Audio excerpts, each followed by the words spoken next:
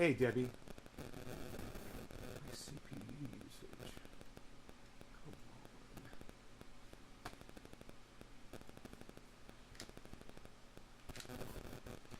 Hey, Nick, what's up? How are you, bro? Thank you for writing that letter to that girl on TikTok.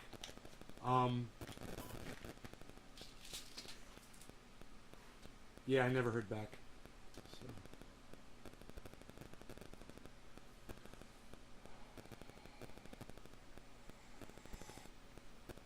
She was fiery though, huh? That girl was amazing. You guys know who Rose McGowan is? Who can tell me who Rose McGowan is?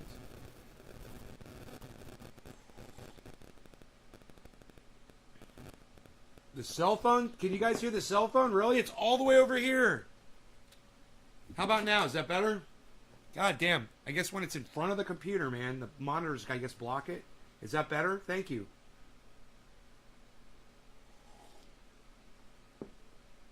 Oh, you just sent it this morning? Oh, cool, bro. I know Rose as an actor. Can anybody name any movies that Rose McGowan has been in?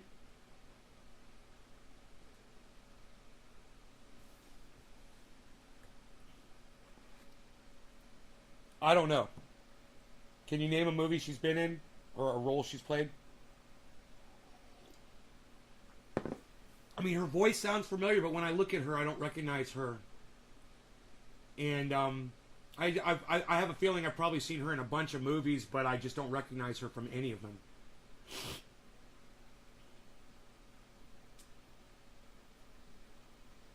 Oh, she was married to Marilyn Manson. I knew I had heard her name before. So, I guess she claims she was raped or something. And she says that, man, I don't know if I heard this right. Did she say that Barack Obama's daughter is an intern for her rapist? Is that what Rose McGowan said? My question is, why would Barack Obama's daughters be working for a fucking rapist? Boom. Shots fired. Karen, hello. Patrick, hello. Hippie Chick, hello. Dommy Dom Dom, hello. Dom says, hi, Karen. He forgot the H. Batten down the hatches here in Texas. Rain on top of rain. Yeah, you guys got that tropical storm hitting you. Patrick John Welder is in Texas. Dommy, morning hippie chick. Tony Long. Hey, Tony.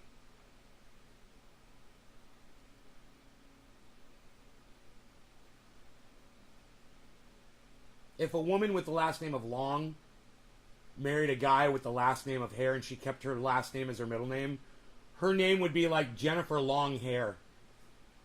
That would be fucking awesome.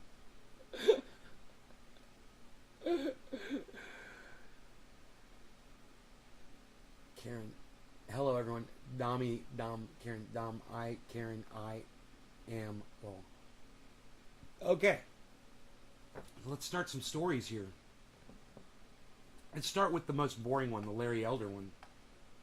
I don't like to discuss California local politics here. They don't apply to anybody that watches the show except for me, really, right? So I know it's a little boring, but Larry Elder is Donald Trump handed a let's just say a machine gun, fully automatic, blindfolded, right? That's Larry Elder, man. Larry Elder is Donald Trump blindfolded holding a machine gun. He makes Donald Trump look like a fucking angel. This guy is so bad. And he's a black man that says there's no systemic racism in the United States of America. Need I say more? I mean, I know most of the Republicans out there don't believe that there's systemic racism in America. Oh, but you know deep down that you're a fucking racist yourself, so shut up. Shut the fuck up. I'd beat you fucking in your face right now if I could. You know you're a fucking racist. Of course it's systemic racism in this country. And for a leader to try to get your vote based on that, that's way more than a red flag. That's a flag that's been dipped in the blood of the ignorant. And it's just dripping all over the place. Well, Beeza. I love that beast in the morning. Beeza. Hey, Beez. You got your food? You want some more food here? How about some oil on that food? We'll put a little oil. We'll put a little oil. What are you bitching about, Harley? You got your food. Don't even try to come over here and act like you don't have what you need. Everything that you need at your disposal. What? Oh, you did eat all your food. Wow, you're smarter than a human. Look at you. Harley's like, no, I ate it all. It's gone. Give me more now, and I want another flavor, too. Mix it up, bitch. Harley's all like, mix it up, bitch. Let's get that food mixed up, bitch.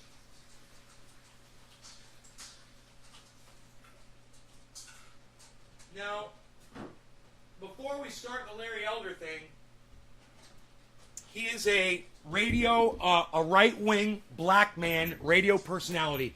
Those of you guys who want to know who Larry Elder is, look no further than Jesse Lee Peterson on YouTube. You guys know who Jesse Lee Peterson is, right? Well, Larry Elder is Jesse Lee Peterson with a college degree that wants your vote to be president and wants to eventually become president of the United States. And is a black man that says there's no systemic racism in this country, which is a fucking blatant lie that Republicans love to spin that yarn. Hey, Billy. Patrick. Why are you putting your child in school, Patrick? He's interesting. He's just a douchebag. I'd like to fucking beat his ass. I'd like to have a fucking cage match with Jesse Lee Peterson. Just me and him. Oh, I would fucking beat him so bad. God, I would love it too. You know? And every time I hit him, I'd say, amazing. Pow! Amazing. Pow! Amazing. Pow! Amazing. Kick him in his balls. Amazing. Fucking rip his ear off his face. Amazing.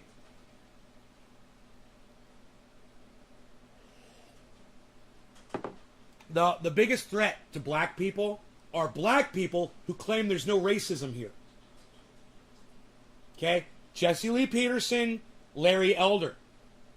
You give someone like that a platform, and you create a whole lot of confused morons out there that are willing to cast their vote for these idiots. That are literally serving up their confirmation bias with the thickest pieces of straw that you've ever seen.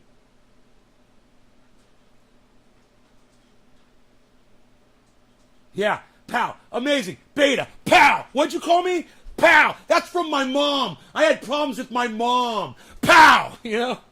He's always trying to psychoanalyze everybody. He thinks he's the biggest fucking, the seer of everyone's truths, you know?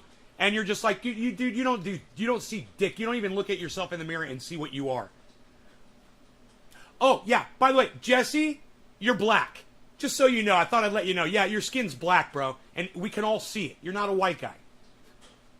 I'd like to say that to Larry Elder, too.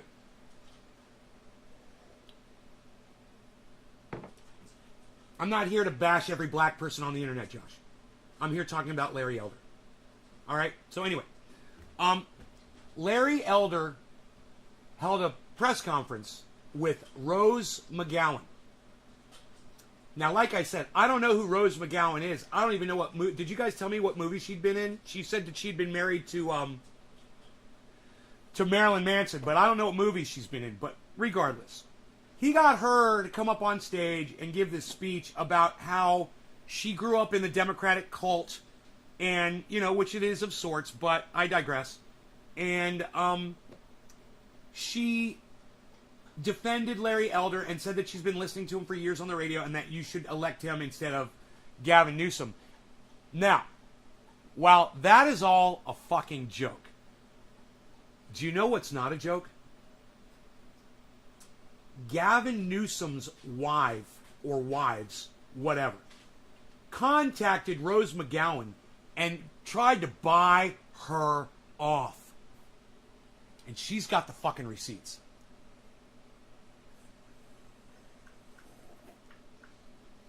So as much as I fucking hate Larry Elder, and I would love to fucking punch him in his fucking face, his ignorant fucking fat fucking face. At the same time, I just want you to know how ugly politics is. And I want you to know that Gavin Newsom sent his wife to buy off Rose McGowan. What can we do to make this story go away? So I could play you the video, but I can see that just me talking about this for 5 minutes, I literally lost like half of my audience. So to all the people who left because I was talking about it, let me just tell this. You're all a bunch of fucking cunts and go fuck yourselves. And everyone that stayed to watch the boring news that I was talking about, thank you. I love you guys. The small handful of you that stayed, I love. And I appreciate you guys. Thank you so much. If you're leaving this show, you're making a huge mistake because this McGowan thing isn't the only thing we're going to be talking about. We got all kinds of shit to talk about. We're going to be talking about cannabis. We're going to be talking about COVID. We're going to be talking about crypto. We're going to be talking about how awesome you guys are. Because you're fucking awesome that you're here. While other people are finding this content boring, those of you that stay and listen and populate my chats, you are my gold, and I appreciate all of you so much. Thank you so much.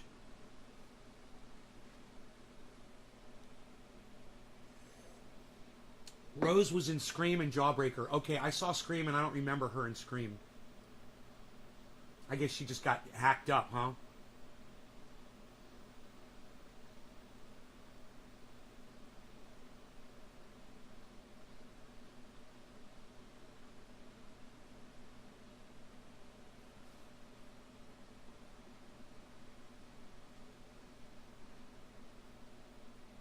You wish Billy was on YouTube? Billy who? Who are we talking about? Who what?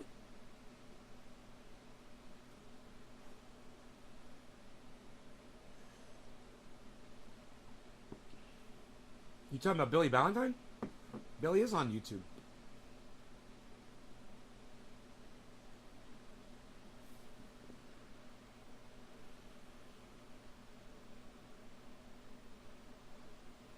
Yeah, and the United States covered up the Saudis were connected to 9/11. Because billions of dollars flow into Saudi Arabia worth of weaponry. So we can't say, well, they actually funded the 9/11 attacks, because then that cuts off the gravy train to all of the fucking the politicians that are and all the corporations that are invested in war. Make sense? We don't have to talk about that. But let's talk about Larry Elder, okay? Let's talk about Gavin Newsom just a little bit. All right?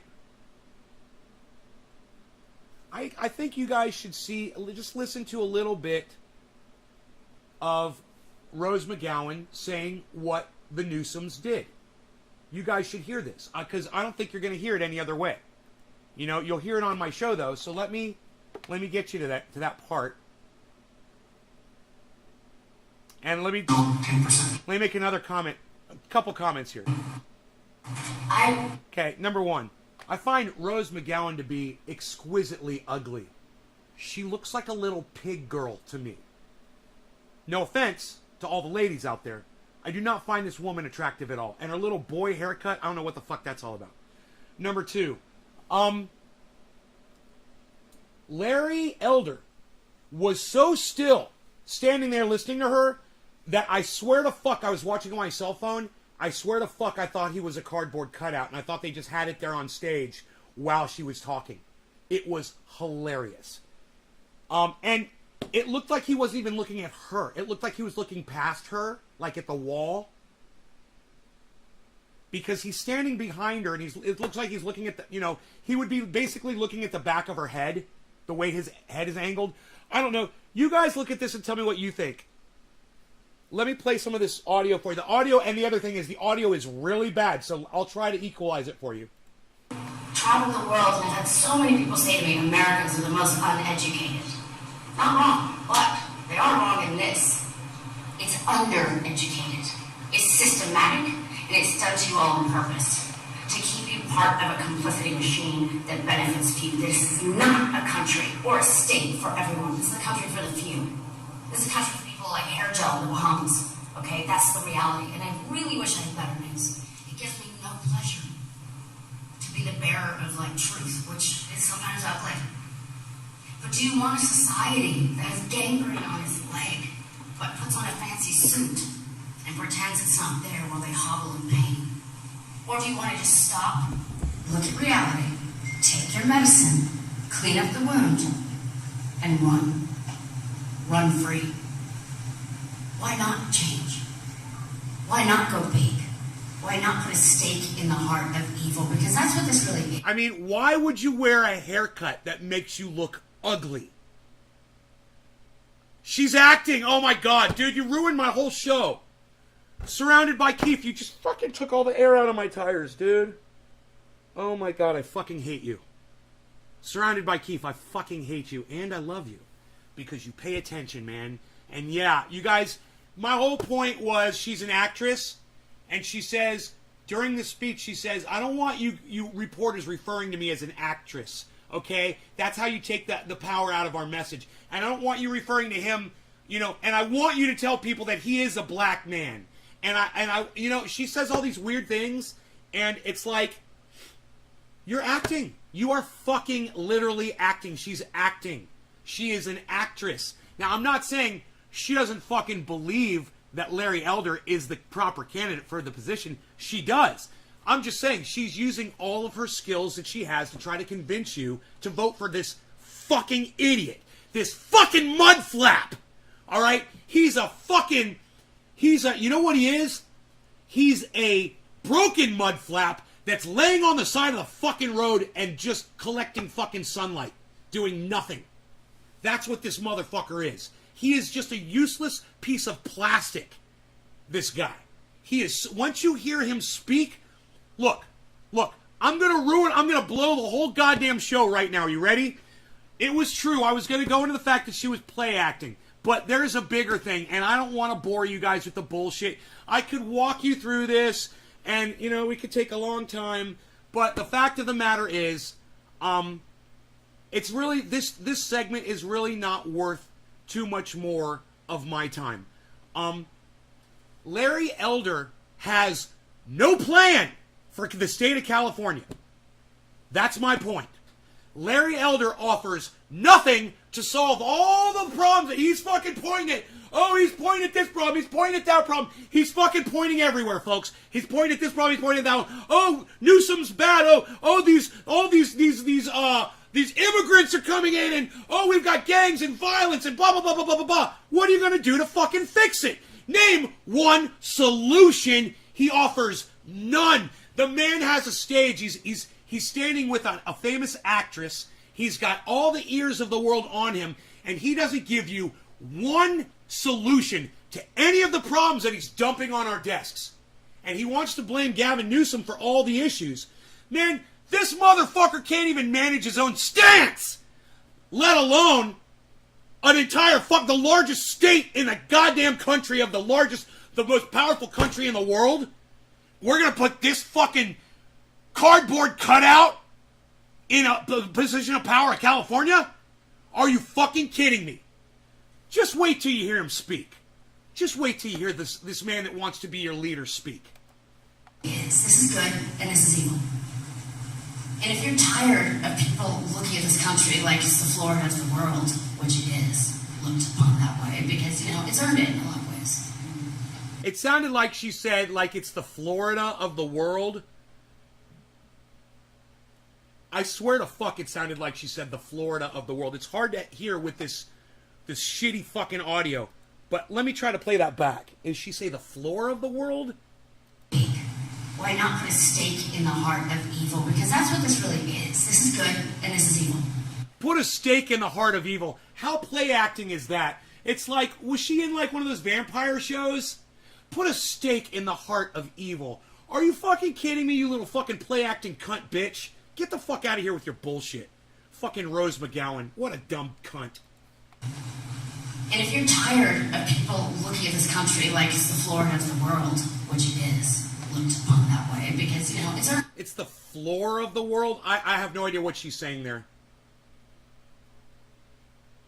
Hippie chick. Okay, I don't know what you're talking about. Couldn't she change out of her Chanel robe, or is she posing as a Star Wars politician? Right? Great fucking choice of wardrobe for the play acting. She must have gone to wardrobe right before the goddamn show started, right? And what the fuck is up with her goddamn Buster Poindexter hairstyle? Dude, I swear to fuck. I mean, no offense, but she looks like a guy in prison who's trying to take it up the butt. That's all I'm saying. In a lot of ways. I know this place has it in it to be better. She's trying to turn California into the next fucking Florida by putting this motherfucker in. You think that Ron DeSantis is bad? Let me tell you something about Ron DeSantis. All right? He might be a douchebag, and all of his policies might be completely wrong, but he knows how to get shit done, and he knows how to fucking work. This motherfucker doesn't know anything about leadership at all. You put this motherfucker in the state of California, and you think California's shitty now? Oh, fucking A, bro. Dude, California would turn into, like she said, the next fucking Florida or Texas. And I'd move back to Florida if this motherfucker became the governor and started making changes. Because I'm already looking to try to get over there. You know, this motherfucker became the governor here, I'd be like, fuck you. Fuck you, man. Oh my God. Fuck that state. God damn. But, not worth my vote. And I'll tell you what. You're like, well, Nay, you're saying all these bad things about this guy. Don't you want to fight? Don't you want to fight? Don't you want to fight? Wait to hear what Gavin Newsom did. Okay, just wait. I know it does. I've met so many good people in this country. Not the elites. Absolutely not. I'd like to speed it up a But little the bit. person I meet, that's the housekeeper at the hotel I'm staying at. Who shouldn't even have that title because she's the queen of women. And then we have the Jennifer Siegel Newsoms of the world. Why? Why do you keep choosing them? Why do you keep electing them? Don't listen to their buzzwords. Cult leaders, which is what these people are. I would know. I grew up in one, like I said. They massage. She sits there and calls Democrats cult, and they are absolutely a fucking cult. Anybody who can look at Joe Biden and say that he's a great leader, that he's not fucking senile, okay, you're in a cult. All right, you're toting the cult line, fine. But for her to stand there next to that fucking douchebag and claim that she's absolved of being in a cult with the Republicans, that's laughable, man. She missed her calling. She's an actress. She should have been a fucking stand-up comic because this shit is priceless comedic gold. Just like the gold on her fucking little Star Wars gown. Your mind. They keep you in fear. They keep you in doubt. I kind of suspect on the inside that this is all a lie. But I don't want to be the one that stands out, takes it on the chin. Now, I have a feeling that I'm younger than Larry Elder, but I got to tell you, if I was standing in that position for as long as he's doing it, dude, my neck would get so sore. My neck would get frozen. I got to give him props. He looks like a fucking cardboard cutout. He has not even moved a centimeter since she started. She's been talking for 16 minutes. This motherfucker hasn't moved a centimeter. He's only blinked half a blink the whole time. I don't know how he does it. It's like he's like fucking Han Solo in Carbonite. How the fuck is he doing this shit? There's something wrong with that guy. I don't trust him. Anybody who can stand still like that for that long, they're not human, and they cannot be trusted. Well, I'm here to confirm for you it is a lie. He blinked! He and when I blinked! say things, I'm sorry you feel that way. I can tell you how I felt about it. I told you a fact. That's a different thing. Start noticing in your life how many times people will tell you, oh, I'm sorry you feel that way. And start being brave enough to stand out, brave enough to be different, brave enough to challenge. Does it cost? Yes. But if we all do it, it will get so much easier. It will get so much better. I believe in this man because I know his mind, and I would like to think, on some level, I know his heart. Take away the Republican word. Take away the Democrat word. Okay? Who do you want to govern you? Someone who cares passionately, even though you may disagree with him on some points? Or do you want somebody who's really operating behind the scenes to keep you all in ignorance while they rob the bank and go to the Bahamas? Well, they rob the bank and go to the Bahamas. She makes a good point, and I'll give her that. At the same time, she thinks because she's listened to this guy on the radio for years that he's going to make a great leader, and she's putting all of her eggs in that basket. I listen to the guy on the radio.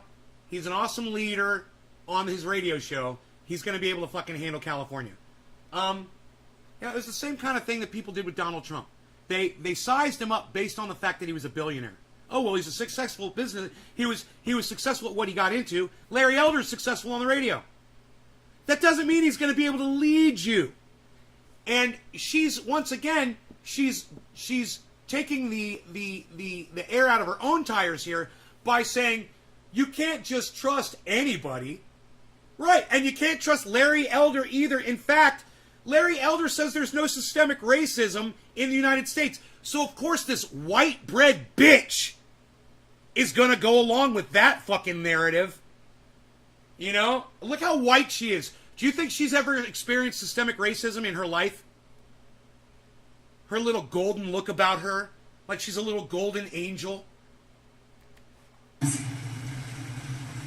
My money's on Elder. Not very happy because I took that too. Thank you for listening. Thank you for hearing. And I really... You know, she looks like, Junior, the dude that plays Iron Man. She just realized that. If she had black hair and she had muscles, she would literally be that guy. I really appreciate anybody watching your opinions to think differently. And maybe it's because of that movie, Less Than Zero, that I thought that she looked like a guy that takes it up the ass in prison. Ah! I don't know where that came from, man. That is so fucking funny. Now I know. It was completely subconscious, man. Wow, she totally looks like that guy. She totally looks like that guy. It's hilarious. In the face, totally looks like that guy. Could totally be his fucking twin sister. To be brave, do something that's weird, like maybe voting Republican, even though it will feel starting to cellularly. I felt that way when I first went on Fox News. I was like, weird. I get it, right? And that's okay. Because right now, y'all are in a pickle. It's not going so well here, is it? It's not. I know you can do better. I know you can be better. And I know this... What's Larry Elder going to do about COVID? Oh, remove the mask mandates and send your children back to school. And she's complaining about the way Newsom has been handling COVID? So you're going to let this fucking muskrat, this vermin piece of shit, this Republic garbage cunt fuck, step into Newsom's office and do what? Laugh like Donald Trump? Because that's all he's going to fucking do. He hasn't stated one thing that he's going to do that's going to fix anything in the state of California. Now, I know, let the man speak, right? He's coming up. Listen. Is the person that can push it back better. I promise you this. We're not going to listen to him for very long, okay? And we're going to move on to the next story. We're going to smoke right now.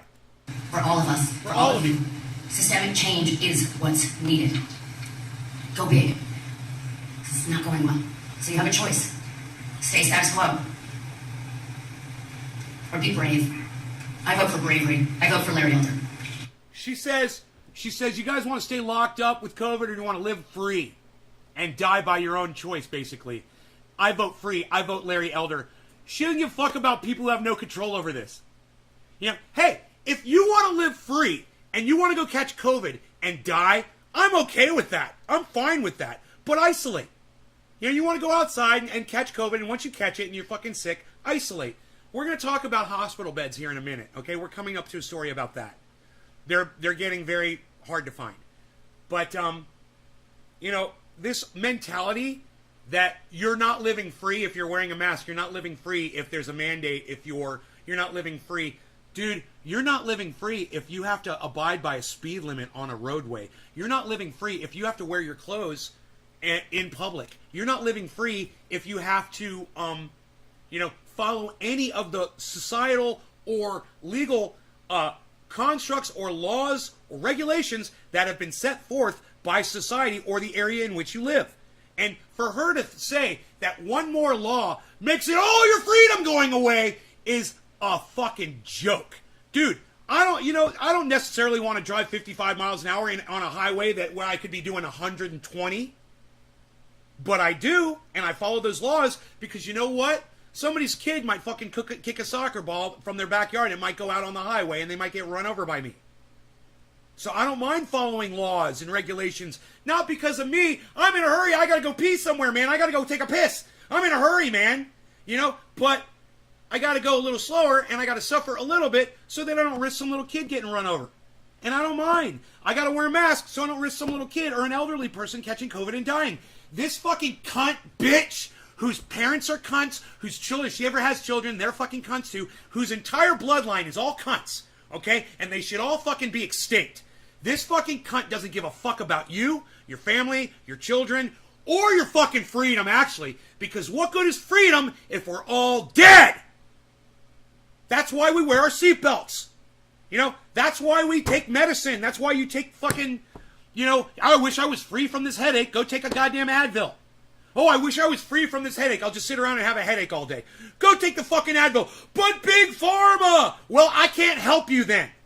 You're only as effective as your own hypocrisy will allow.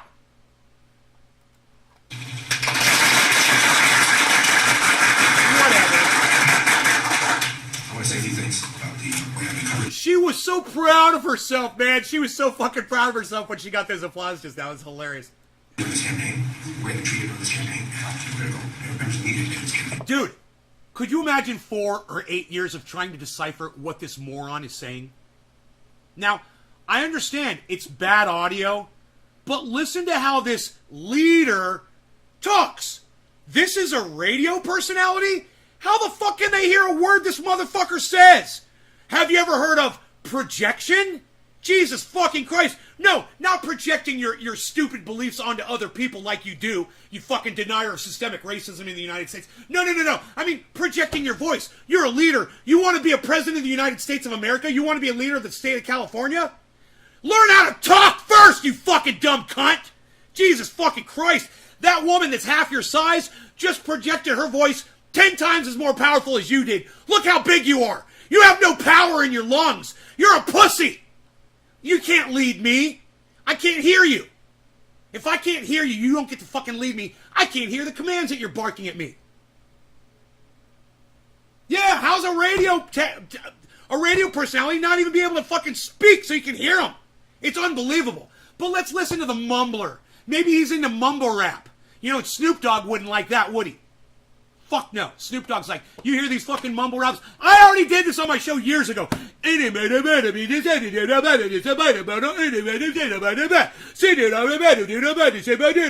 was like, oh my God, Snoop Dogg, dude, I did that too. I did it years ago. Snoop Dogg did it on a fucking podcast a couple days ago. He's like, what? You can't even understand what these guys are saying. Can't even say it. They all do the same thing. I'm like, oh my God. Snoop Dogg copied me, man.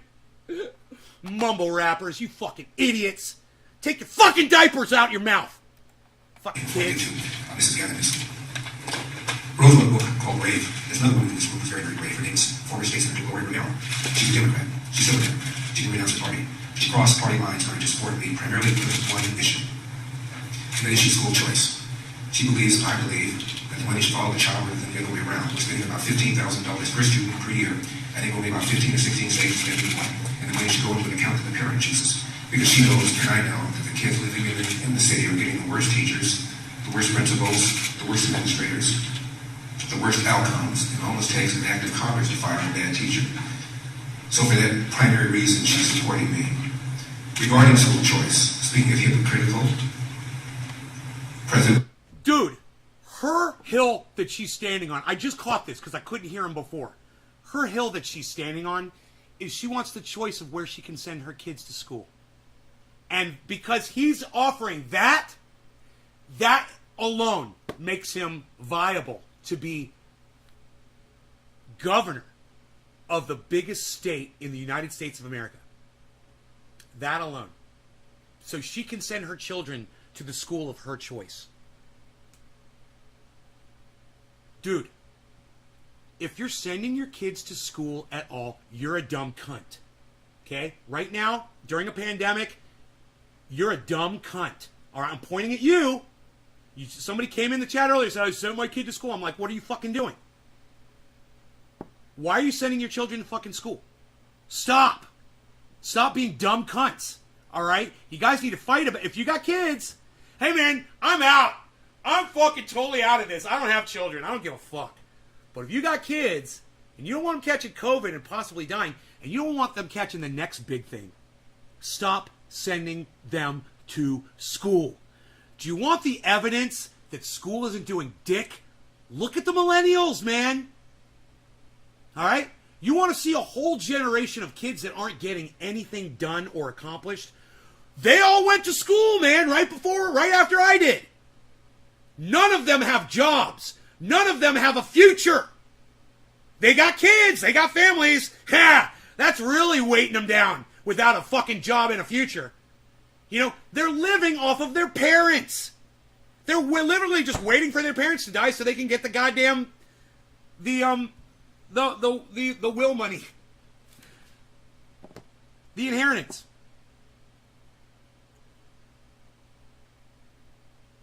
And look, it's not y'all's fault, man.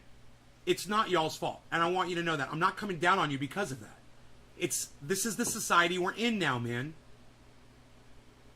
It's basically deconstructing itself right before our eyes.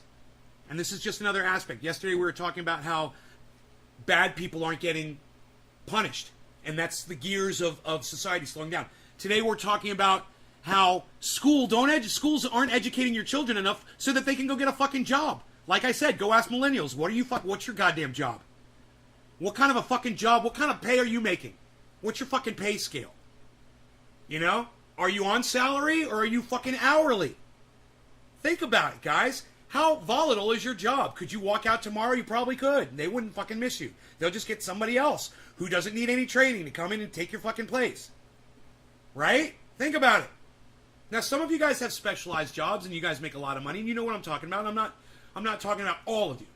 But there is a lot of you that never did anything. You guys had hopes and dreams and you put everything you had into those hopes and dreams instead of having a backup plan, a job, a source of income, a garden, food. And that is the downfall of us. That is our fault for not educating ourselves and preparing for what we all knew was coming. And you want to fucking sit here and say, I didn't know. Well, you fucking should have been watching my goddamn show. And you should have bitched at YouTube when they were fucking subverting my goddamn show. How many of you have ever sent a letter to fucking YouTube and told them to stop fucking hiding the goddamn truth from you? So, you know, you're not looking for the truth, and you don't want the fucking truth. You don't care about the truth. And if you're going to go ahead after hearing these words, and you're going to send your children back into a school that's not going to end up doing anything to them except risk them catching fucking COVID, or like I said, the next big virus that could be deadlier, and it might be your child that discovers what that virus is at the school that you decide to send them to. Your children are going to come out of there with absolutely nothing to show for it. So what good was it? Teach them how to plant a fucking garden. Teach them how to cook for themselves. Teach them how to fucking get food, grow food, and eat. So that they can live without depending on other shit. And when you pull the sugar out of their diets, you'll be surprised. You're not going to be so sick. You're not even going to need fucking Medicare for all anymore, man, when you stop eating sugar. The only reason we need Medicare for all is because of all the sugar consumption. Guaranteed, man. Hospital beds would be available all over the place if there was no sugar consumption in this fucking country. And I'm not saying, hey, cut it all off, whatever. I'm fucking eating some sugar right now. I'm saying that when you cut it back, it makes you healthier, and it saves everybody money. It saves the system. It saves everything. But look, man, go ahead. Put the sugar in your kids. Put your kids in the fucking school. Let them come back. Let them bring you the COVID so you can die, and then your children won't have fucking parents.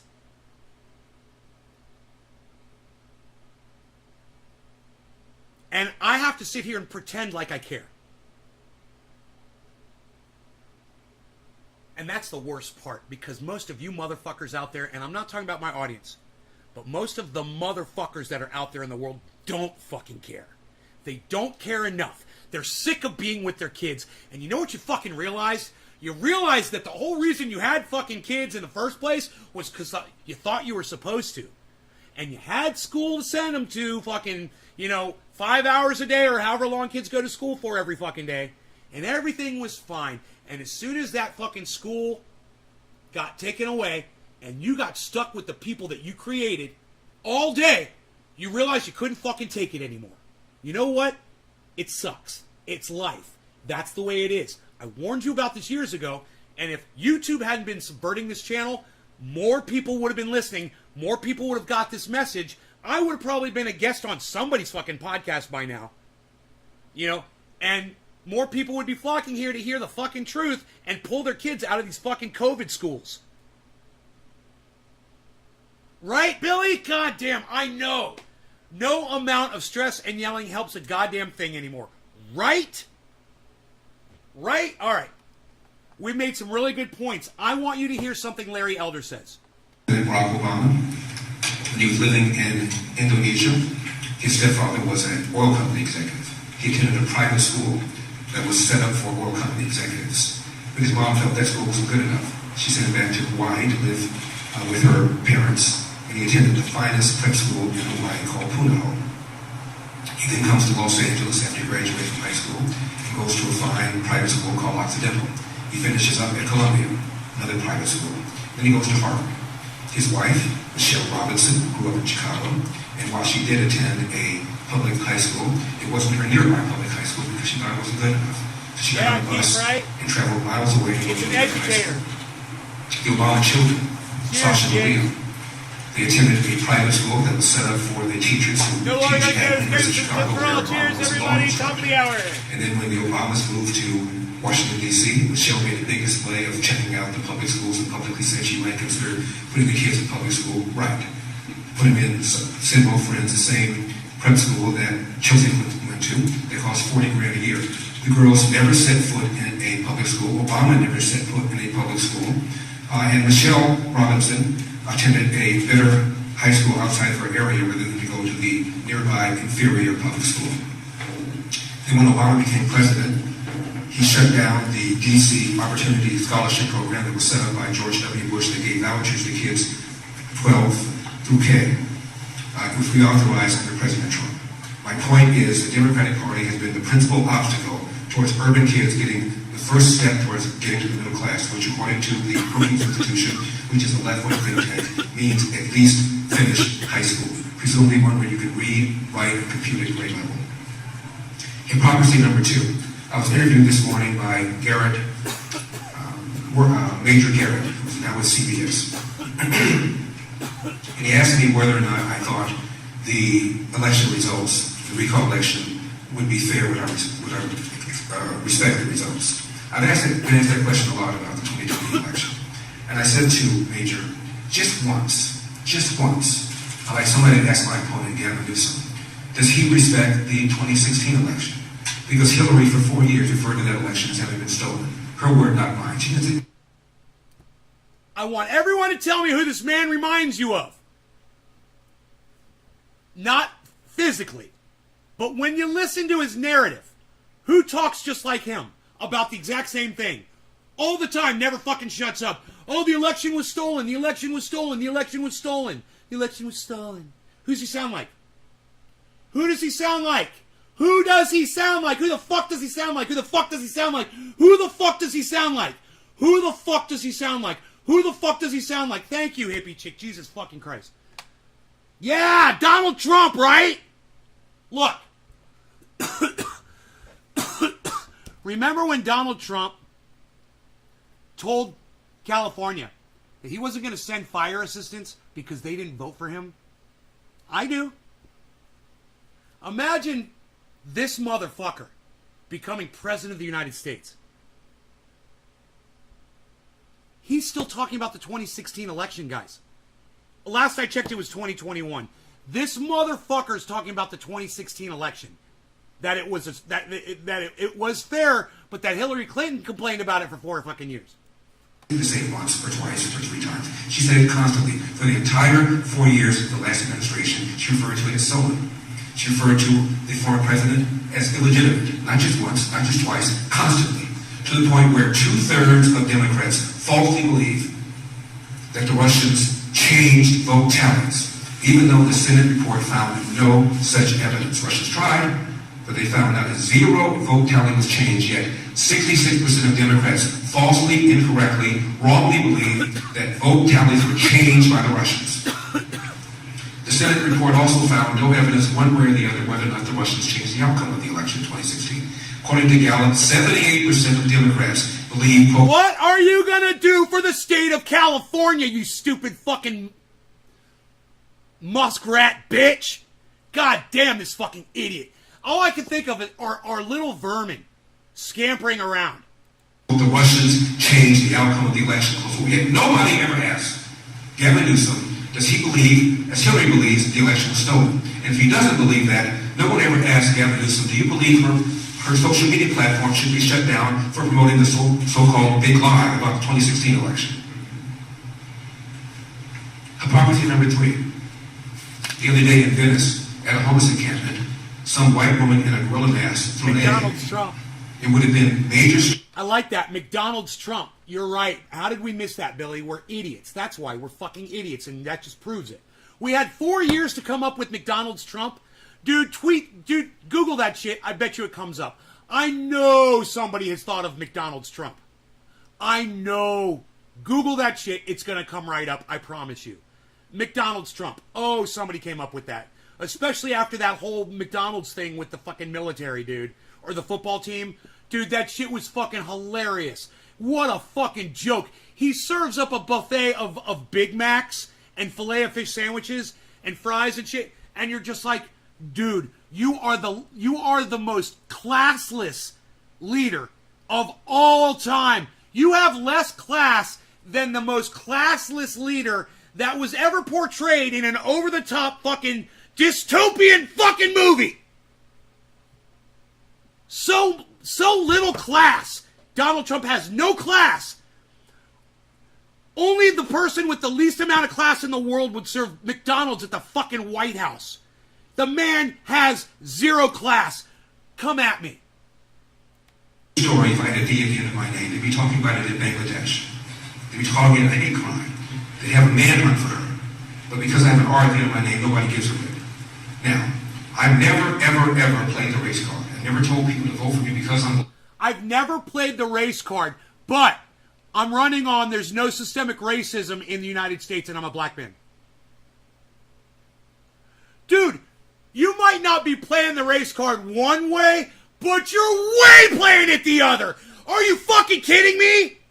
Dude, there's all kinds of ways to play the race card. Okay?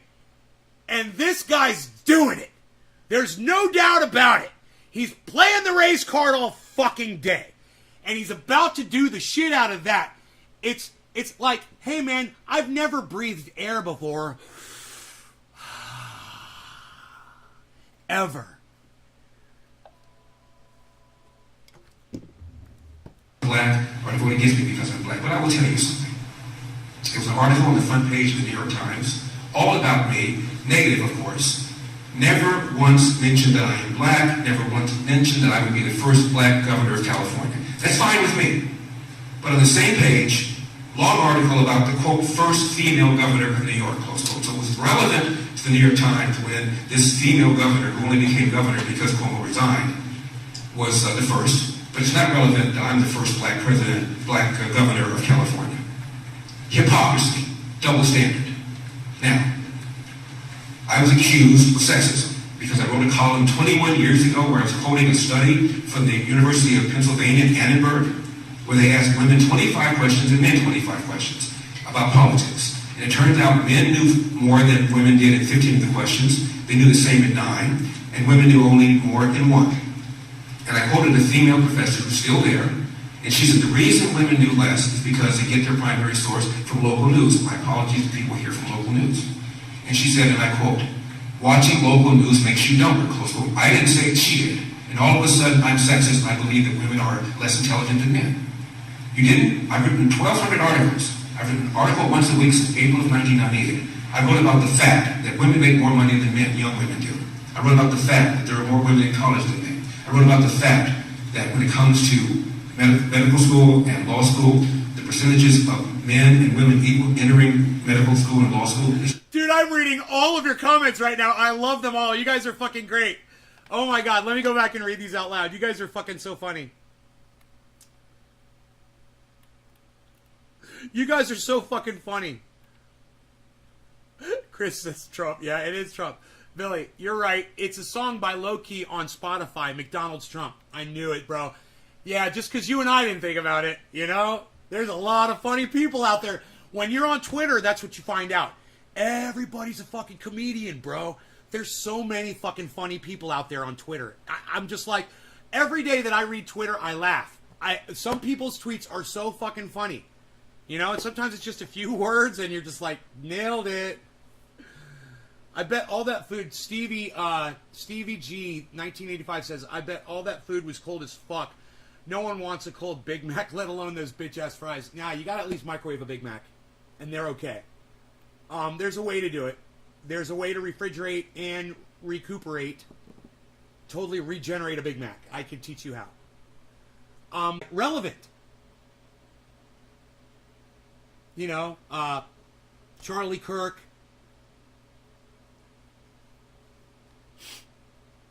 When you guys vote for Donald Trump, you vote for idiots like this. Both of these cunts right here. When you vote for someone like Donald Trump, this is what you vote for. My advice. What are you're like, whoa, were you supposed to vote for Biden? No. Not at all. I wouldn't do that either. My advice to all of you is to not vote at all. Ever again. Any election. Ever. Fuck them all. I'm sick of this shit. You should be sick of it too. You should be sick of putting your names on people like this or people like Joe Biden. You should be sick of it. You know, when you voted for Donald Trump, you voted for this. This is California, guys. You know, this isn't fucking Alabama. You know, this isn't Tennessee. This ain't fucking Georgia, North Carolina, Louisiana, Texas, Florida. It's California. It's a fucking nightmare. Now, Gavin Newsom is a nightmare in his own right. Okay? He's at a different level of douchebaggery. But it's a level of douchebaggery that's way below their level of douchebaggery. Trust me. Trust me. Gavin Newsom is evil.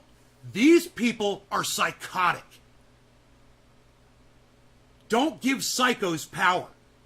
Just let the sane, greedy fucking people have the power.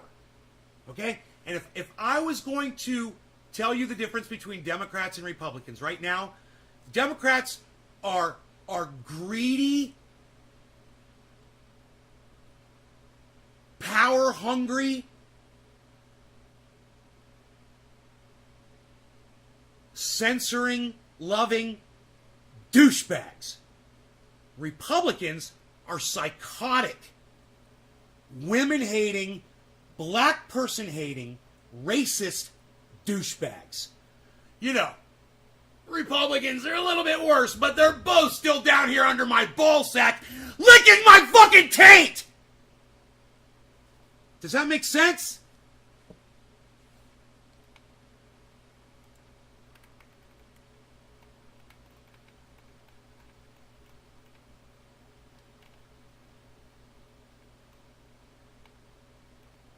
Oh, that's low. Dom. Billy, why is she standing like there's a mark on the stage at a Game of Thrones production? Dude, I was like, she looks like she's standing like,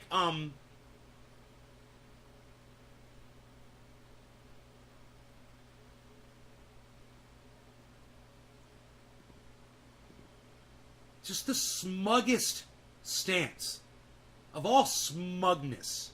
It's the smuggliest. Smugly. Smugly. Dude, I'm great. I'm fucking great. I'm fucking great, man.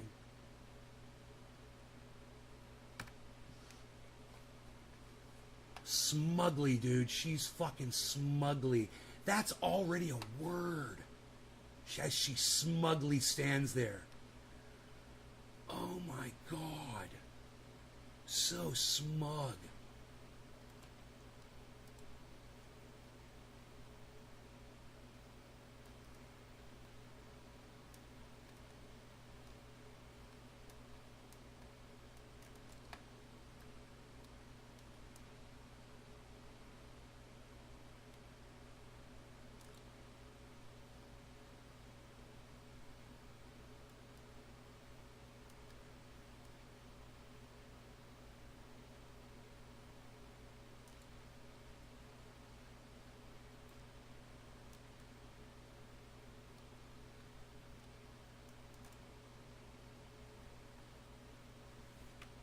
All right, I just had to get this. All right, save as smugly. Smugly. It's a great word. Why is she standing there like Mark on stage at a Game of Thrones production? Steve running it. He had a boxing match on 9/11. What a dignified piece of shit. He had a boxing match on 9/11. He's like, there's no racism then because I'm black. Which is it? Jar Jar. Jar Jar means? Looked up if she has kids but couldn't find anything. I was so disappointed, Dallas, when I read about the McDonald's White House dinner shit Trump pulled. Wasn't this guy a character on The Simpsons, Stevie? Dallas, lag my ass off. I never pulled the race card, so I'm going to go ahead and talk about it right now. What a moron. Dallas, Billy, he has a fantasy about being president. He just said, I'll be the first black president or black governor. Dude, did he really just say that just like that? I missed that. That's fucking hilarious. What is the next? I'm black, look at me. Vote for me, bro. Makes me sick. Dom. Steve. Elders conservative radio host on AM 64 KFI here in Los Angeles. Steve running. John. Anyone? Doc. Hey, I'm buffering. Look at this. I was buffering. Thanks for telling me. Yeah, buffering. Okay, Steve running. Let's discuss the logistics of reconstituting the fresh flavor and taste of a cold Big Mac. We could do that. It's easy. Look. You guys want to have Big Macs or fast food in your refrigerator, and say you're dieting like me, and you want to get it in your refrigerator so you can eat over a little bit of time, or you want to have a cheat, you know, but you don't want to run to a fast food store, you know, whatever. So this is what you can do, and this is what I do. You go get whatever you want at McDonald's, put it in a and you can do this. You can absolutely do this at McDonald's, okay? If you go through the drive-thru, bring a Glad Ziploc, like a 2-gallon with you, right? And whenever you pick up your food, you know, roll the bag down, open up your 2-gallon Ziploc, drop the bag or bags in the 2-gallon Ziploc, seal it shut, let all the air out of it, and then seal it all the way, right? And if you got a cooler, like a little, little mini cooler with ice in it or little ice things, put that in the cooler. Go home, put it in your fridge, right? That shit, a Big Mac will stay it like that in your refrigerator. I promise you, man, a fucking month you can store a Big Mac like that. And if you want it to last longer, you take the Big Mac out, put it in saran wrap, then put it back in the original packaging and all that shit. Okay, now, you want to eat something, all right? Whatever the meat is, okay, whether it's filet of fish or chicken or meat or hamburger patty or whatever, even if it's a veggie, take that out of the whole burger. Leave everything else on the hamburger, right? Take the meat off, and you can, if you've got the 2 beef patties from the McDonald's, you put them side by side on a small plate, right? And you want to heat them up just enough to where it's tasty hot. You don't want to cook them, right? They're already cooked. So the thing here is, it's like when you get something out of the oven and it's a little too hot to eat, don't get it that fucking hot. You don't need to, right? It's going to taste fantastic and be juicy and everything if you don't overdo it. So you're going to do the beef patties maybe 30 seconds in a microwave oven, something like that. Maybe not that much depending on how powerful. Now here's the secret. Put the burgers back and then leave the center bread on there. Don't fuck with that one. Take the top and the bottom off, and you can either put them on a really hot frying pan or pump it in the toaster, really hot. And just to where the point where they start toasting. Don't over toast them. Put them back on. And enjoy your fucking Big Mac almost as if it was right out of the fucking drive-thru. And you will fucking thank me. You'll be like, dude, I did that shit with a Big Mac, and it totally works, man. It's just this. It's not brain surgery. And you can do that with so many different foods. The secret, there's two secrets. The plastic bag, the Ziploc bag, and heating the items separately, different ways. You heat the meat with the microwave, you heat the breads with the toasters, things like that. You don't fuck with the tomatoes or the vegetables or anything. Never fuck with that shit. You know? You can even go as far as scraping off the mayonnaise into a little... I've got these little dishes. You can scrape it off there, and you can reapply it after you've heated it up. Just depending on how everything... Whatever burger you get from whatever joint, however they created it, however they designed it. But you'd be surprised, man. Some places, it's almost like they designed the burger so you can do that. It's like they'll keep the lettuce and tomato and all that stuff separated from like the ketchup and the mustard or whatever. And it's like, it's kind of funny. I like deconstructing burgers sometimes and seeing how people put them together. They're always different. So that's Dallas. Thanks for asking. That's how you reconstruct anything, any kind of fast food. Or you guys listen. Do you know how much food is fucking wasted from people that go to a restaurant, they have leftovers, and they leave it in the original leftover or a pizza? You leave it in a pizza box. Dude, pizza box is a fucking scam. Think about it, people. What are you doing, you indoctrinates? Everybody takes their fucking pizza, leaves it in the box, and slides the box on a tray in the refrigerator designed to hold your pizza box. Don't do that. Take that pizza box and throw it away. It's designed to ruin your pizza.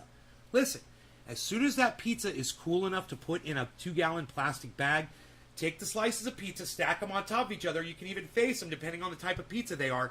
Stack them up, put them in a 2-gallon or 1-gallon Glad Ziploc, close it down, push the air out of it, lock it down, put it in the refrigerator. Your pizza will be... and use the toaster oven to retoast your pizza. And your pizza will be fucking... Don't overheat. Okay? Get it just hot enough to eat to where the cheese is just bubbling. Boom. If you see oil bubbling on top of the pepperonis, you're good. That's it. You're good. You can do it with pizza. Don't use these fucking pizza boxes, man. You put that in your fireplace. You know, don't use the fucking pizza box. And don't use these fucking styrofoam, take home to go, little duck, whatever. Tin foil, yeah. If a place puts something in tin foil, you can use the tin foil. That'll keep your stuff for a real long time. It works really good, as long as it's sealed properly. The thing is, air is the enemy. So the plastic bag, you keep that air out, man. It slows down the process of bacteria landing on and infecting your food immensely.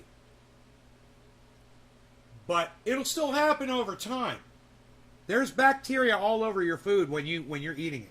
So even in a completely vacuum sealed, closed environment, your food is going to start growing cool shit on it after a right amount of time. That Big Mac, though, it'll last a long time. You'll see. Those Big Macs will last a really long time. So, dropping frames, no more. Okay, cool. Just came back in and it stopped. I like to see him go to Watts, Yang Gang, me too, Dom, fuck them all. Good morning, coffee, please. Tula, yeah, I'm out of coffee. I'm out of my fucking coffee. Johnny Bravo, haircut. Right? You know what I said? Someone in prison who takes it up the butt. You know, they want all the other prisoners to know that they go that way. So they wear their hair like that. Smugly. I'm giving up, not sure how to do that, never tried. Nice, awesome, smugly look. It's a great word, smugly. Blinken testifying before House Foreign Affairs Committee today. Yes, he said that. Regarding what? John A. Right, Doc. Hippie, A. Doc. Doc, no air in the bag is important. Right, says a chef. My friend the chef, Doc Hollandaise. Exactly. Genius. Smuggle, fruggle, ugly. She's staring at his neck, Biden style. She's staring at his American flag pin. Hey, hippie, Billy, guess what? McDonald's trains employees to do that to Big Macs at the actual store. That's right. They train them to do what? Yeah, oh, yeah, McDonald's just straight up nukes them unassembled. The patties sit there under a warmer. If the warmer's broke, they just nuke them. I love secrets like that. Thanks, Nate. Always learning in culinary, Doc. Huh. So I can't believe I taught a chef something. Yeah, dude. When people send stuff in take-home bags, and, you know, they have to eat it the next morning or the next night, you know, it's that shit never lasts. If we were using a Ziploc or saran wrap, hey, Beezer, I love my Beezer. Hello, Beezer, why you so beautiful? You want a cookie right now? You want a cookie? Beezer wants a cookie. He wants a cookie. Beezer wants a cookie right now. He wants a cookie. Beezer wants a cookie. Beezer. Beezer wants a cookie. Beezer wants a cookie. Pizza boxes have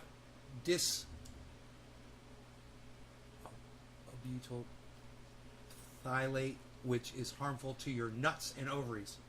So true. Share this video. Josh, hey guys, just joined back while I'm working. All right, let's go back to Larry, and I'm going to grab Rogie some cookies. Is now the same. No one mentioned that. But you find some article I wrote where I was quoting somebody else, and now all of a sudden I am a sexist pig. Someone made a false allegation against me. I denied it.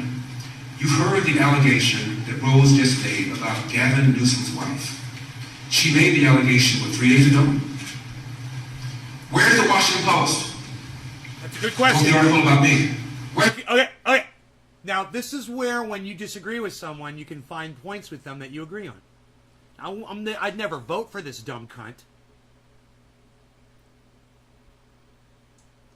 But he's right. Again, this is the second time I think he said something that was right. So I'll give him this point. Where's the coverage about this? And where are the Newsoms defending this statement? This should be all over the goddamn news. Now, I don't want Newsom to lose this position to this guy. I don't.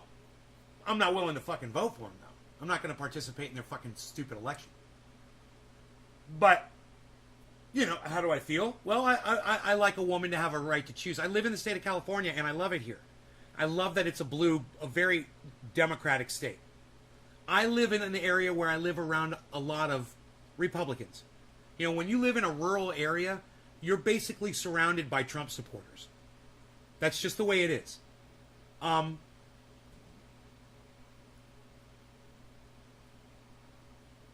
But they know, all of my Republican neighbors know, that they are vastly outnumbered in this state as far as being Trump supporters. They're vastly outnumbered. And while I might just be a shining little star, you know, in a fucking galaxy out here of Trump supporters, as soon as you get outside my fucking county, you get to Sacramento, you get to concentrate in San Francisco, go down to Los Angeles, San Diego. Oh, bro, you know, the numbers don't lie. California is blue. This is a fucking joke. You know, this is a fucking joke right here. One of the reasons I'm covering it is because this is a fucking joke. But what he just said, not a joke. Not a joke at all. Very serious. And the fact is, the Newsoms are corrupt. This fucking proves it. Where the fuck is the news coverage on this shit? Why am I the guy, the crazy guy on the hill smoking cannabis? Why am I the guy that's exposing it for you? Where's the New York Times? You know, and I do believe this came from Forbes magazine. I do believe this video is a Forbes magazine video. wrote the article about me. Where's CNN? Where's Politico? Where are you? If this had been made about me, my girlfriend standing over there, if someone had said my significant other contacted on behalf of Attorney Boyce, who's Harvey Weinstein's lawyer, and called Rose McGowan and said, what can we do to make you go away? What can we do to make this happy? That's all you guys will be talking about between now and the end of my campaign. This is a double standard to which I've been subjected to my entire time, and I'm sick of it. And you ought to be sick of it. Where's your integrity? Where's your fairness? Now, what Rose said about Gavin Newsom's wife is a bombshell. This is a man who the other day, because he was trying to do a counterpoint to me, women are smarter than men. Women are more Josh, what I recommend you do is you clone those branches, all right? Cut them off at the base, right? If they're a foot long or foot and a half long, whatever, cut them off at the base. Take the go like this with your hand, bro. Get 6 inches. Go just go to the very top of the plant. This is what I do. I go like that. I figure this is about 6 inches. And I cut each one of my clones at an angle right there, and I dip them and I pop them in my cloner. Yeah, I would totally take those branches off the bottom if you don't think they're going to do anything. You know, you're not in sunlight? Are you indoors? You know, if you're in direct sunlight, you're getting sunlight all day. Even I know somebody like Oak Tree, even he cuts the bottoms off of his plants. I knew a grower. I still know her. And she leaves every branch on the plant. She doesn't touch them. And man, her bottom branches were buds all the way. I'm telling you. She usually only grew Blue Dream. Ugh. That was her main thing. But Blue Dream grows like that. And she would leave all the branches on, man. But she was out. She had full sunlight, man. She had a great grow. They're better politicians. They're better. Where is he? Where are you? His wife contacts Rose and says, what can we do to make you happy? What can we do to make this story go away? Right before the Harvey Weinstein story blew up. That's all you guys would be talking about if the allegations were made about me or my significant other.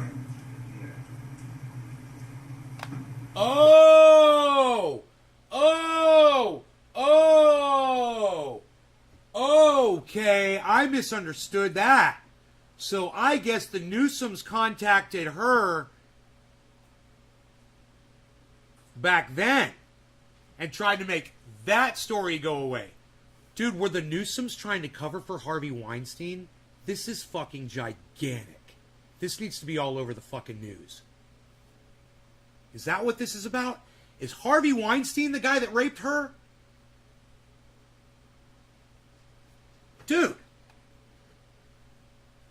Dude, we need to get this fucking story straight. Harvey Weinstein, Rose McGowan.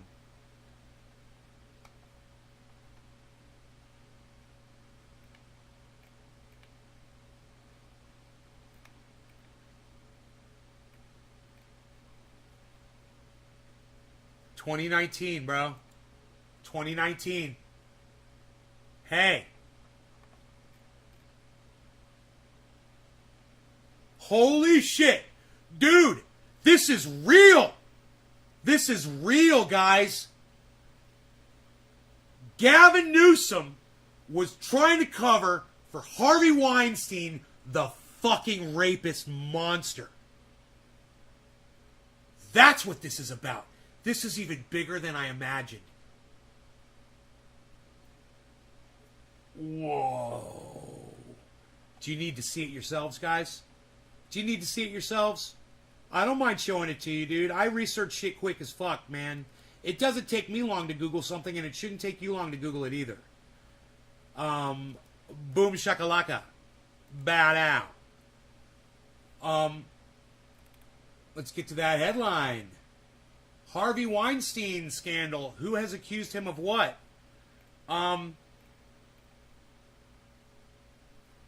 Selma Hayek, Rose McGowan, and Gwyneth Paltrow are among dozens of women who have come forward with allegations ranging from rape, sexual harassment by movie mogul Harvey Weinstein.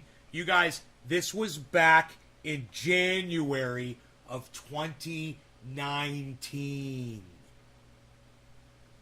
She's got the emails from the fucking Newsoms trying to get her to drop her fucking allegations of fucking sexual assault.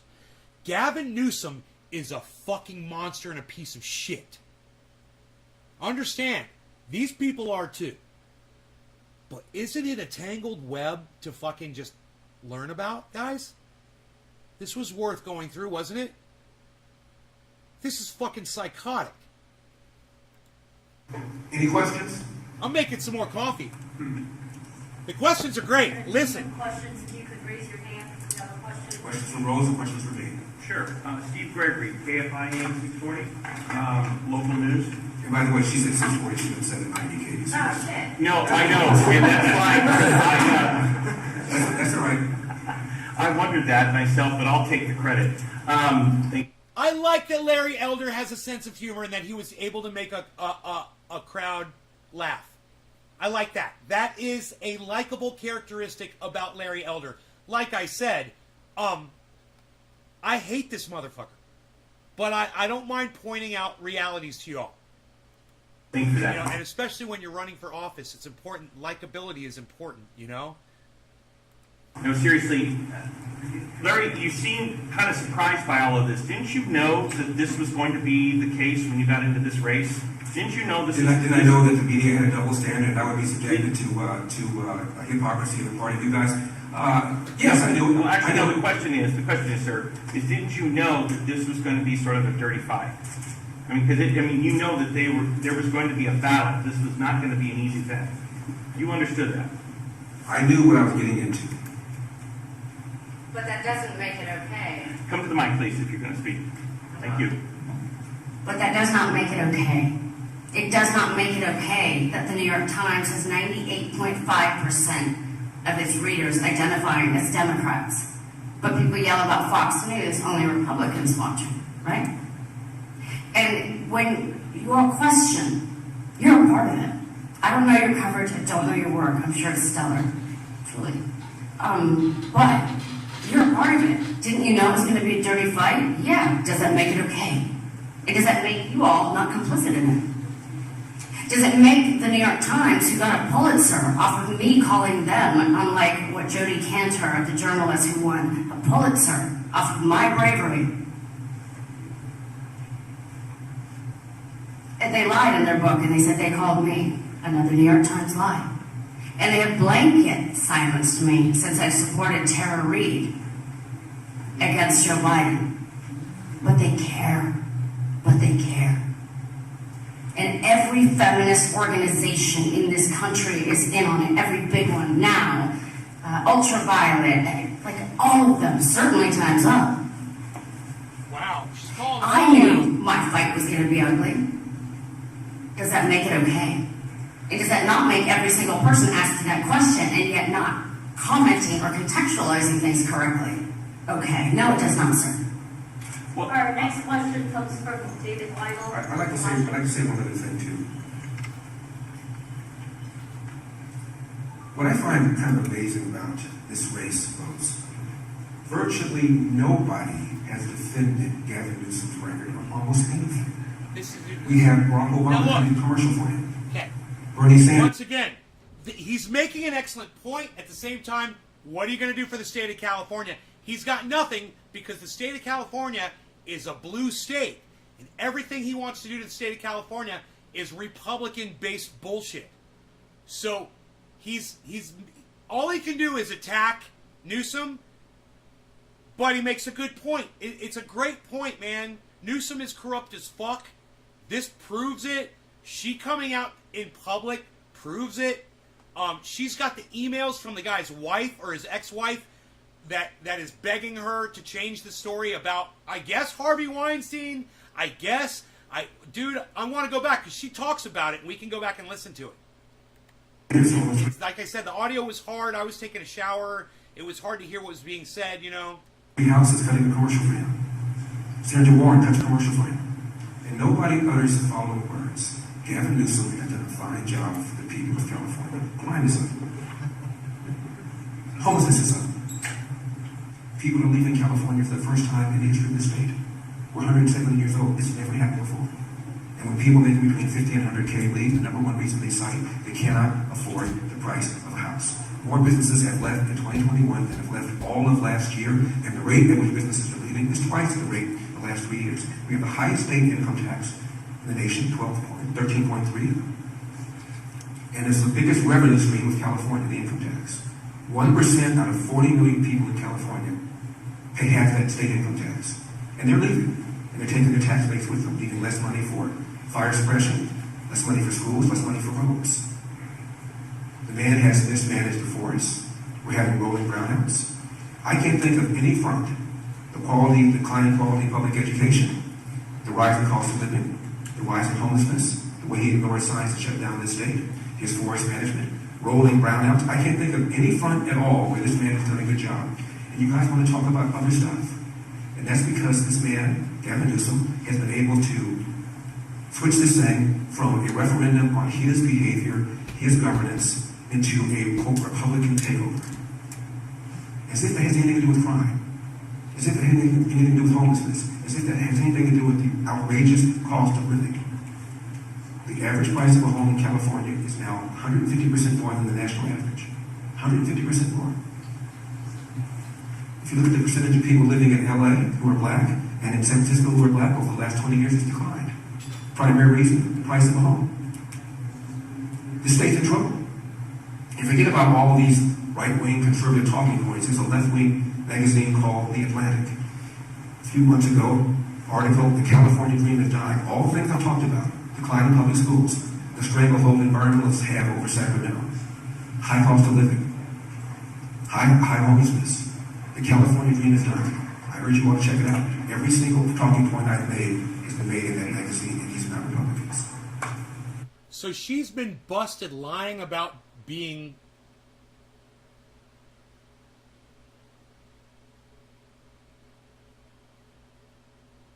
Okay, lying about someone else molesting someone. Okay. But it wasn't her. I gotcha. So she's not an honest, trustworthy person either. This is just a fucking show, isn't it, Billy? It's just... It's like... Come and see the show! Come and see the show! Come and see the show! See the show! You know, it's just like... Next question, David Michael. It's a fucking show. Thank you. One question for Rose. You described emails and phone calls. You talked about receipts on Twitter. And it's a...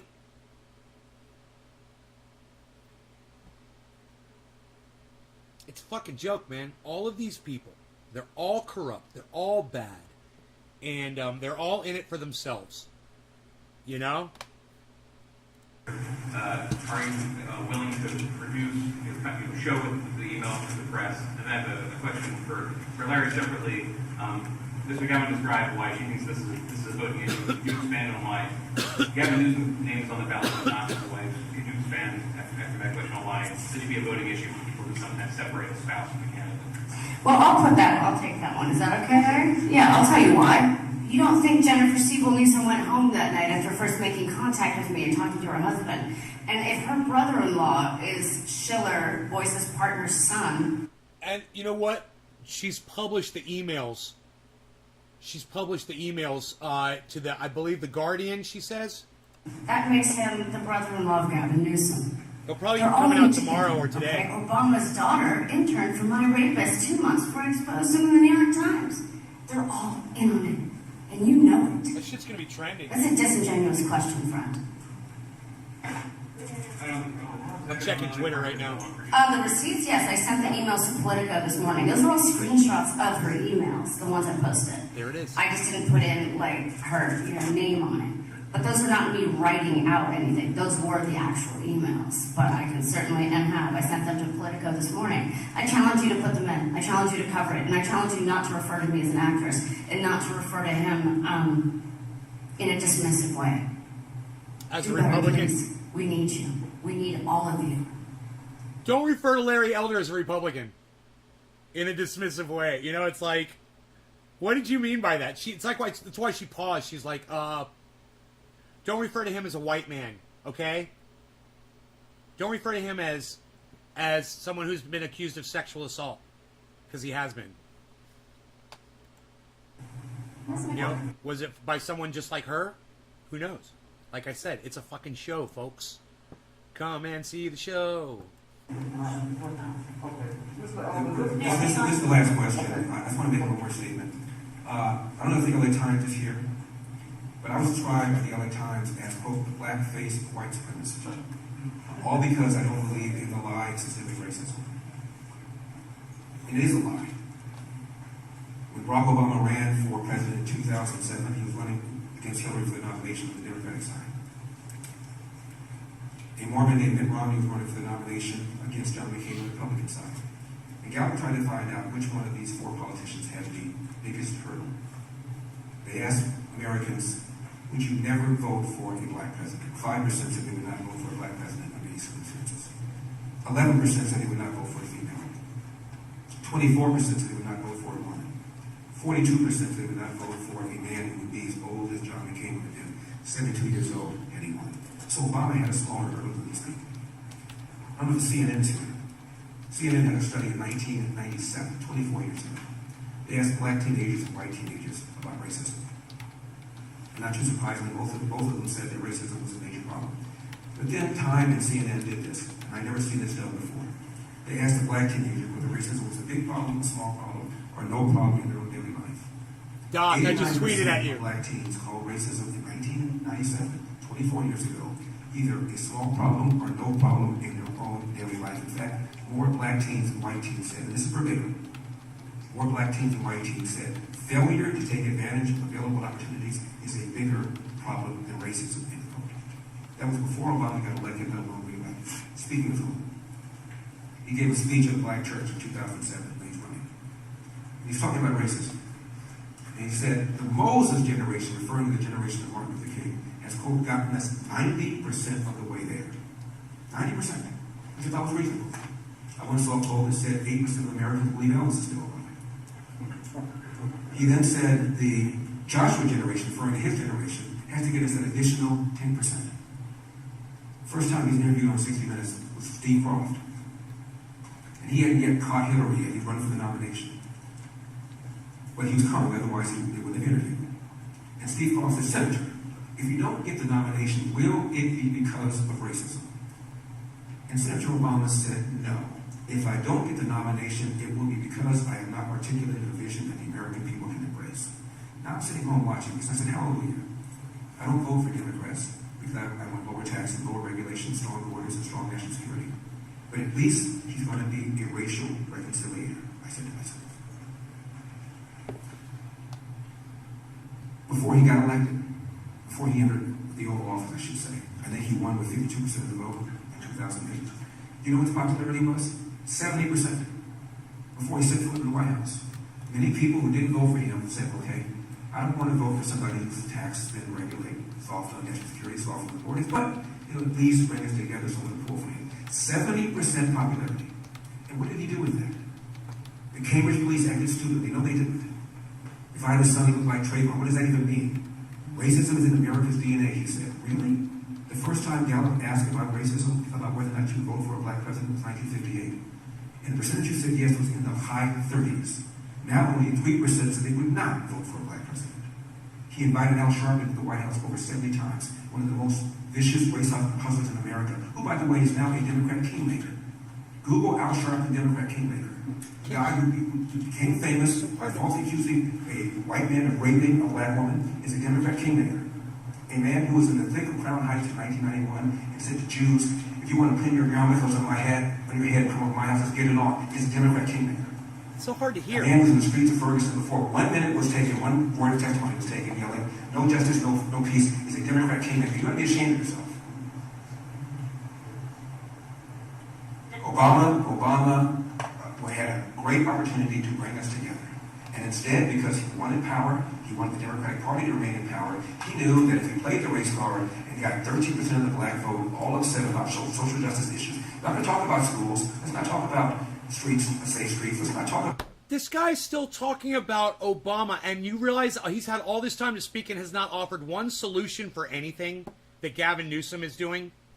He's got no solution for anything. Hey, what's your solution for the fires? What's your solution for immigration? What's your solution for schools besides letting parents send their schools all over the fucking state wherever they fucking want and making a goddamn mess of everything?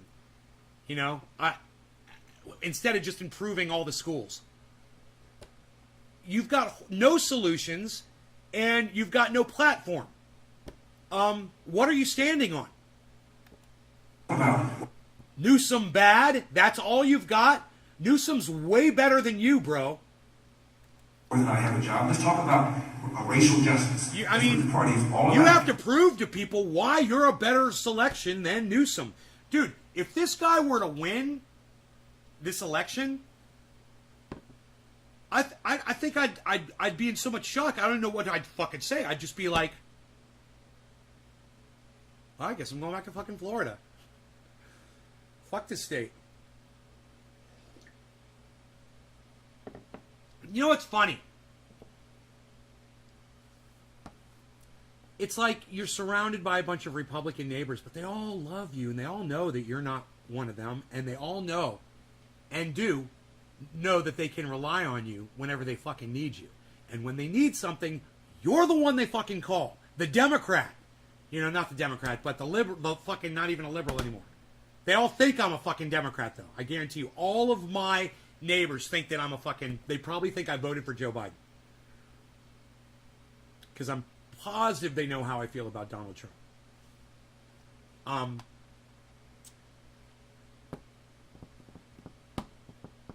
We don't talk politics.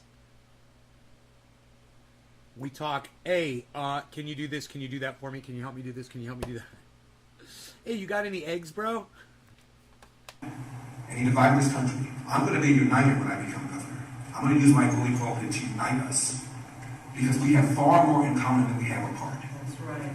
Back in 1991, a black Harvard sociologist. Dude, almost every single one of my neighbors is a Trump supporter. Did you not? You didn't catch that before? Almost every single one of my neighbors is a Trump supporter. They all love fucking Donald Trump, bro. I'm rural, bro. I'm rural America, man. Doesn't matter what state you're in. Rural America loves Trump. I don't know any sociologist who's a conservative, do you? A black Harvard sociologist named Orlando Patterson said this in 1991.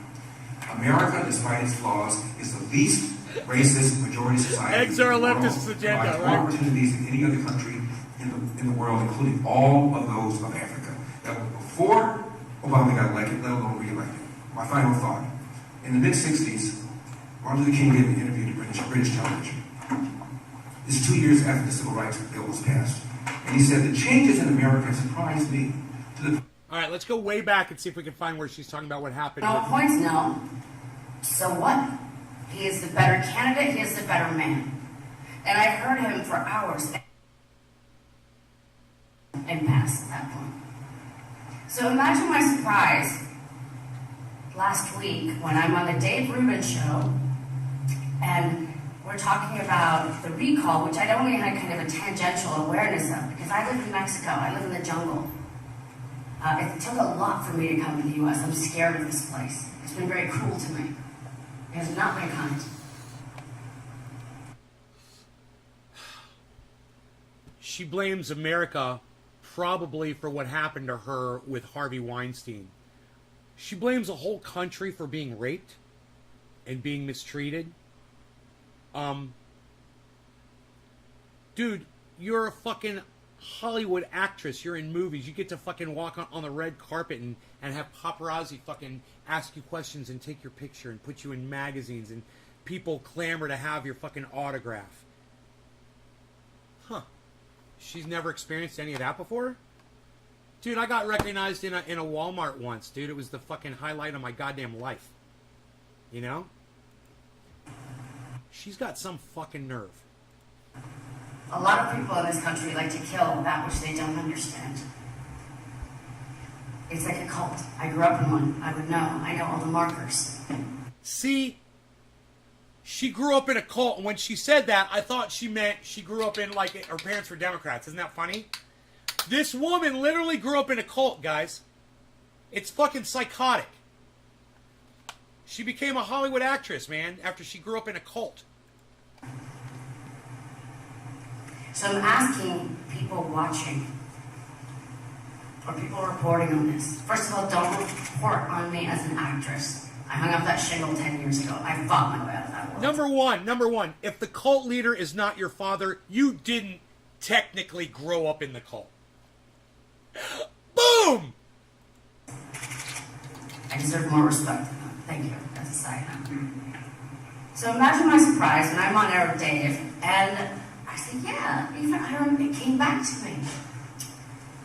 Gavin Newsom's ex-wife contacted me. Gavin Newsom's ex-wife. And I said her name, and he said, that's his current wife. I said, it is? I mean, I had so many monsters. Okay, it was his wife. It was his wife. During the period that she just didn't realize. Made contact.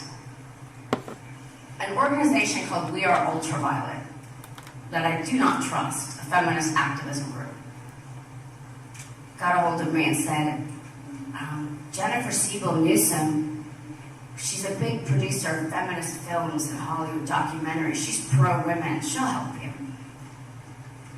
I just directed a movie. It was nominated for Grand Jury Prize at Sundance.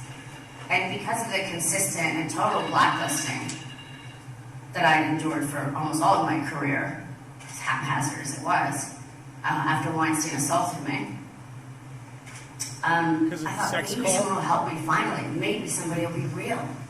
Hey, Chula. Maybe this will be the one. I don't know. She never said it was a sex cult. She just said it was a cult. Are all cults based around sex? They probably are, aren't they? Because I always hope. They haven't taken that away from me. God, they've come close. So after Dave tells me that she's his current wife, on the way home, I go through my emails, and I remembered, I said, yeah, his ex-wife called me and said, what will it take? What can Boyce Schiller do to make you happy? Now, I had no idea who Boyce Schiller was at this point. This is about 4.5 months before the expose that I set up in the New York Times came out. I didn't know who David Boyce was. I didn't know he was an operator trying to suppress me. At this point, I did not know that he had already gone to former Israeli Prime Minister Ehud Barak of Israel and say, who should I hire to stop Rose McGowan? I did not know. I could feel the shadow of people around me. I found recording devices in my car, in my house. Nude photos hacked and disseminated, courtesy of whom I believe to be Lisa Bloom, another big feminist attorney, another big Democrat.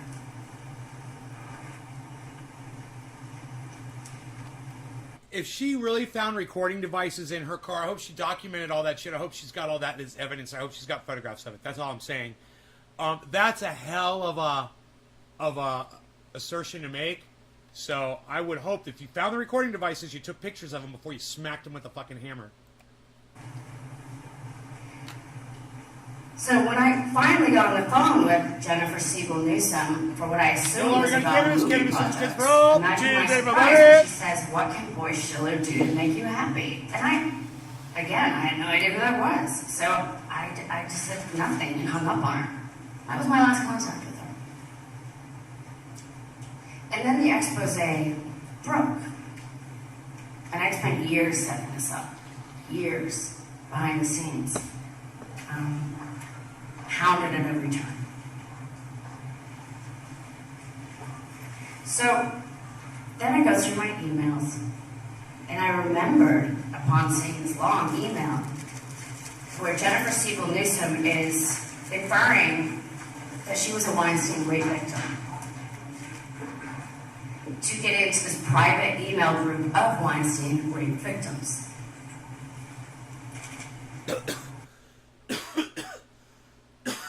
Man, I wish Graham Elwood was here. Because this right here plays, you guys can tweet this at Graham Elwood.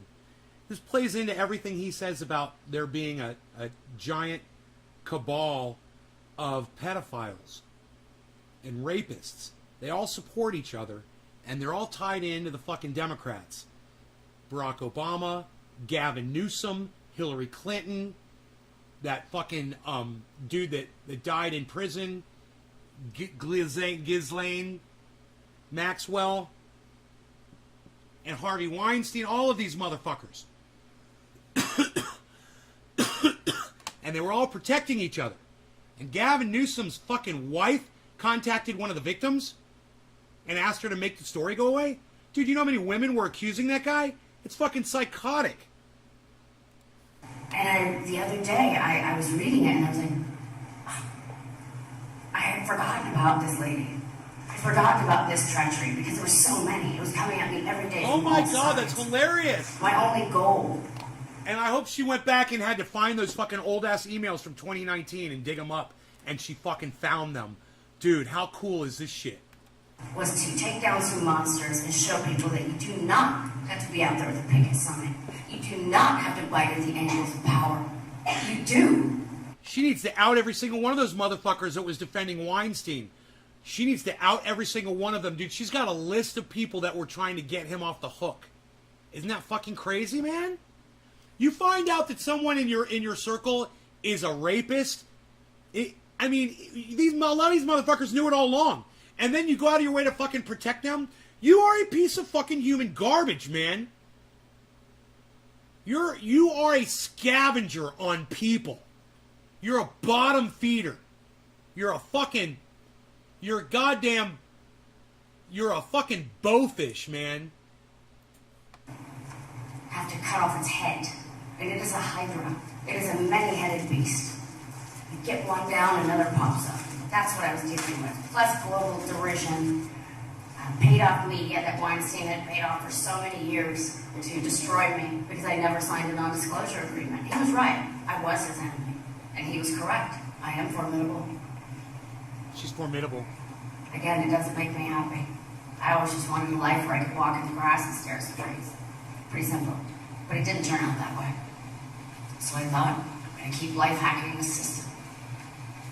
And I don't care if nobody ever believes me, because I was there. You know what, honey? Let me say this.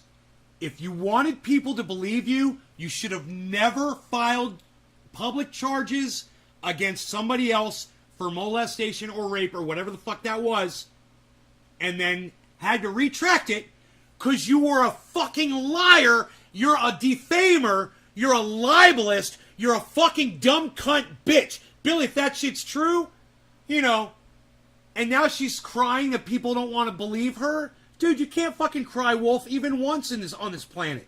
You can't do that shit. And she fucking did it, obviously. The truth. I don't believe in gaslighting. I refuse to be tricked.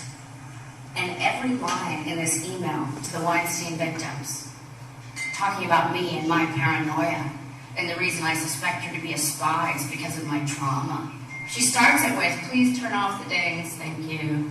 She starts it with, I'm writing from the Bahamas.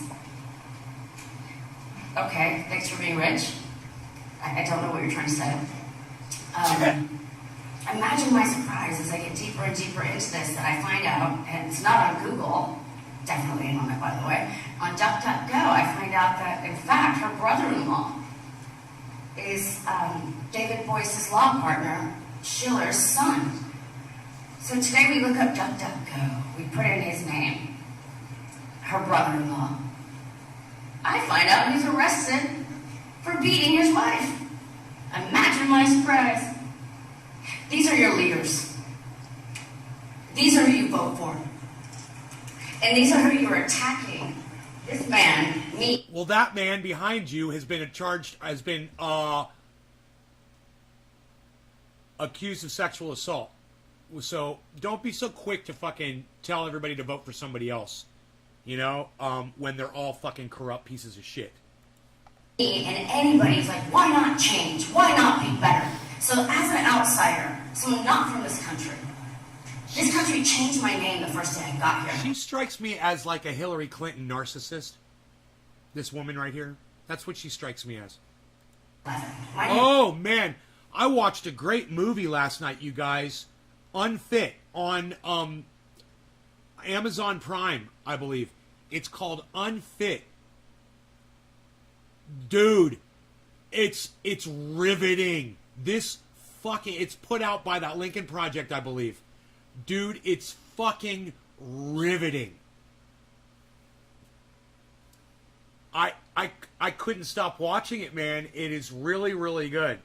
They really caught Donald Trump in almost, every fucking stupid gaffe and every dumb thing that he ever fucking said that was really, really bad. It's in this fucking movie with fucking expert commentary the whole time. It is just like, they're like, this guy is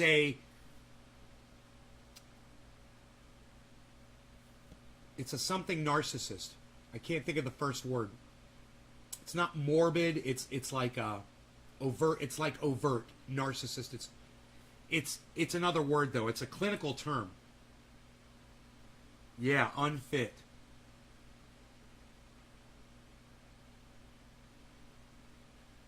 None of his kids are in the movie the whole time. You don't see his kids at all. A malignant narcissist. Thank you, Tula. They have these professionals, these clinicians, psychologists, psychiatrists, whatever they are, whatever their specialties are. They're in this movie, and they're like, "Oh, he's a malignant narcissist," and they give you all of the evidence and all. Then they get into Mussolini. I didn't know anything about Mussolini. Oh my God, you guys! Do you know what's crazy about Mussolini? When he used to fucking stand out in public in front of people, and he would do this. He would literally stick his nose up in the air like Donald Trump does. His ex-wife,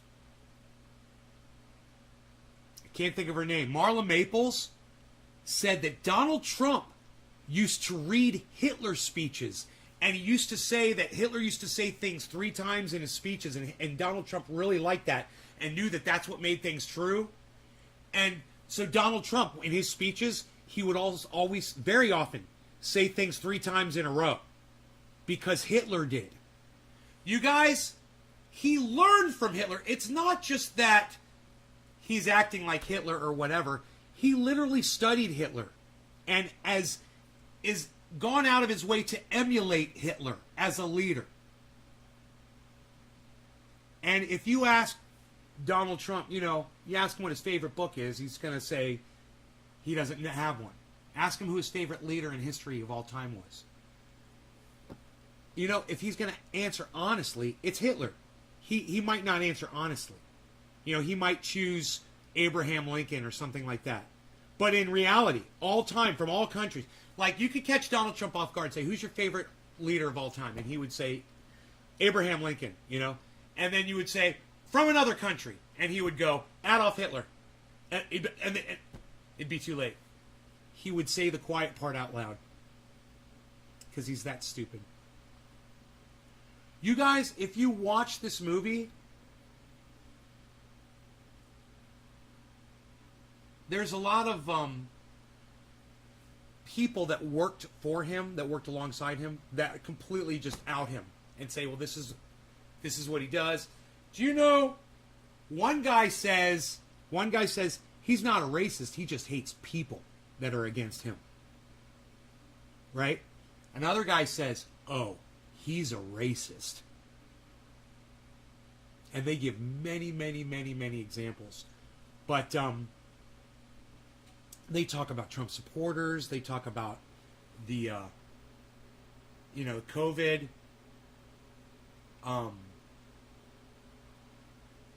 It is an extensive commentary on